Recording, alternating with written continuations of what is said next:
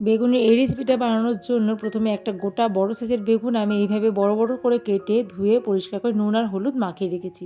প্রায় আধ ঘন্টা নুন হলুদ মাখানো ছিল। আর এখানে একটা বাটিতে একটা বড় সাইজের পেঁয়াজ কেটে রেখেছি, একটা টমেটো কুচিয়ে নিয়েছি, দুটো চেরা কাঁচা লঙ্কা নিয়েছি। এবার আমি রান্নায় যাব।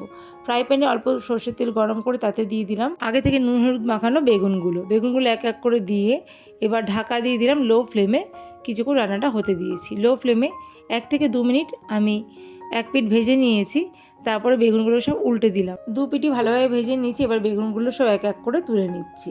খুব সুন্দর একটা রং চলে এসেছে বেগুনের মধ্যে, দেখুন। এবার এই যে ফ্রাই প্যানের মধ্যে তেলটা রয়েছে, এই তেলের মধ্যে আমি দিয়ে দেবো কালো জিরে ফোড়ন।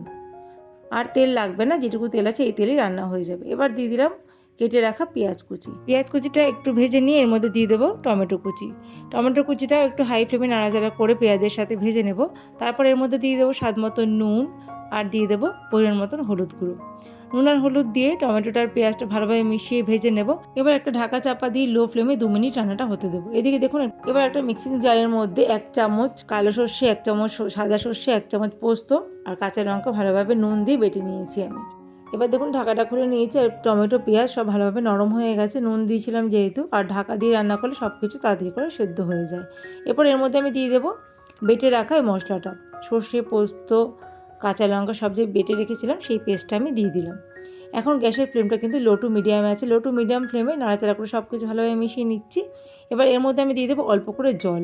মিক্সিং জারটা ধুয়ে সামান্য জল ব্যবহার করলাম। লো টু মিডিয়াম ফ্লেম মশলাটা ভালো করে কষিয়ে নিয়েছি। এই সময় আমি দিয়ে দেবো সামান্য একটু চিনি।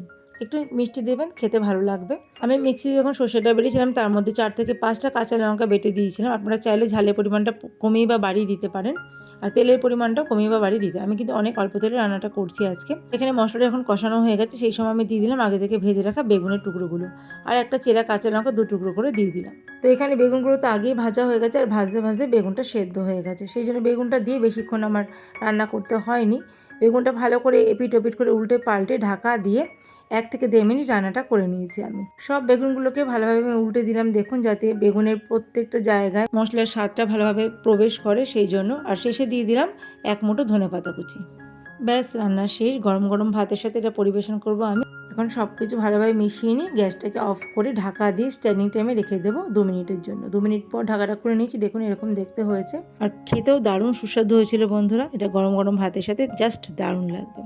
তো এইভাবে যদি বানিয়ে না থাকেন বেগুন পাতুরি একবার বানিয়ে দেখতে পারেন। আশা করি আপনাদের খুব পছন্দ হবে। আমি জানি অনেকেই হয়তো এভাবে বানান, কিন্তু যারা এখন এভাবে বানাননি, শীতের বেগুন দিয়ে একবার প্লিজ ট্রাই করবেন রেসিপিটা। ভালো লাগলে একটা লাইক দিয়ে যাবেন ভিডিওতে। ভালো থাকবেন সবাই, দেখা হবে আবার নতুন একটা ভিডিওর সাথে।